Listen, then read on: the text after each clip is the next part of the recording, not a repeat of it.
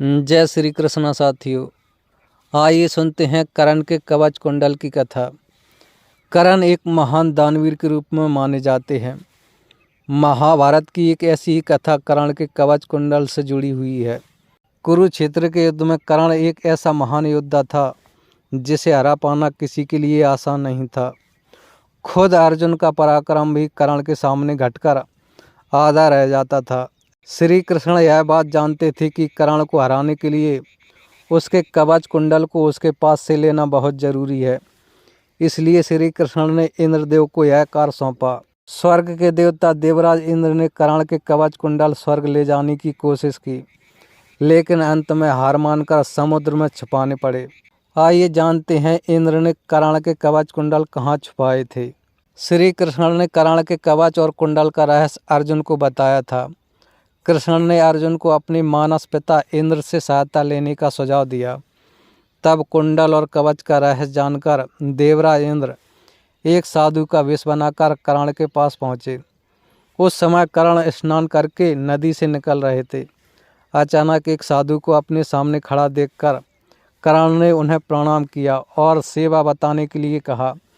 साधु का वेश लिए इंद्र ने अपना मायाजाल फेंका और गंभीर होते हुए कहा, वत्स, तुम बहुत बड़े योद्धा प्रतीत होते हो, लेकिन मैं जिस दान की अपेक्षा रखता हूँ वो तुम नहीं दे सकते। साधु की बात सुनकर कर्ण ने उसे वचन दे दिया कि वे दान में जो कुछ भी पाने की इच्छा रखते हैं कर्ण उसे जरूर देंगे। कर्ण साधु बने देवराज इंद्र की बातों से अंदाजा लगा चुके थे कि सामने खड़ा साधु कोई साधारण व्यक्ति नहीं है, बल्कि किसी लक्ष्य के साथ आया कोई देवता है। फिर भी कर्ण ने साधु की बात मान रखते हुए अपने कवच कुंडल निकालकर देवराज इंद्र को दान में दे दिए। कवच कुंडल को प्राप्त करने के बाद देवराज इंद्र अपने असली रूप में आ गए। कर्ण ने इंद्र को प्रणाम किया और मुस्कुराने लगे। कर्ण की दानवीरता देखकर इंद्र उनसे बहुत प्रभावित हुए और उन्होंने अमोघ अस्त्र प्रदान किया। कर्ण को अमोघ अस्त्र भेंट करके इंद्र कवच कुंडल को लेकर स्वर्ग जाने लगे।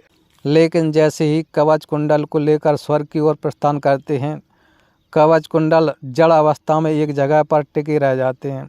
इसका सबसे बड़ा कारण यह था कि इंद्र ने कर्ण के कवच कुंडल को छल से प्राप्त किया था। छल से प्राप्त की हुई किसी भी वस्तु को स्वर्ग में नहीं ले जाया जा सकता था। छल से लेने के कारण कवच कुंडल में नकारात्मक ऊर्जा के कण भी आ चुके थे। इस कारण से इंद्र ने कर्ण के कवच कुंडल को समुद्र में छुपाने का निर्णय लिया। कर्ण के कवच कुंडल एक प्रकाशमय ऊर्जा कणों के रूप में थे, जिसे देवराज इंद्र ने रात्रि के समय समुद्र में छुपा दिया। चंद्रदेव यह पूरा दृश्य देख रहे थे, इसलिए उन्होंने कवच और कुंडल लेने का प्रयास किया। लेकिन तभी समुद्रदेव ने उन्हें टोक कर कहा, चंद्रदेव, कर्ण के ये कवच और कुंडल मेरे संरक्षण में हैं, इसलिए आप इसे बिना किसी अधिकार के नहीं ले सकते हैं। सूर्यदेव ने भी समुद्रदेव का साथ दिया और हमेशा हमेशा के लिए इन कवच कुंडल के संरक्षण की जिम्मेदारी ली। तो इस कारण से आज भी वह कवच कुंडल समुद्र में छुपे हुए हैं। जय श्री कृष्ण।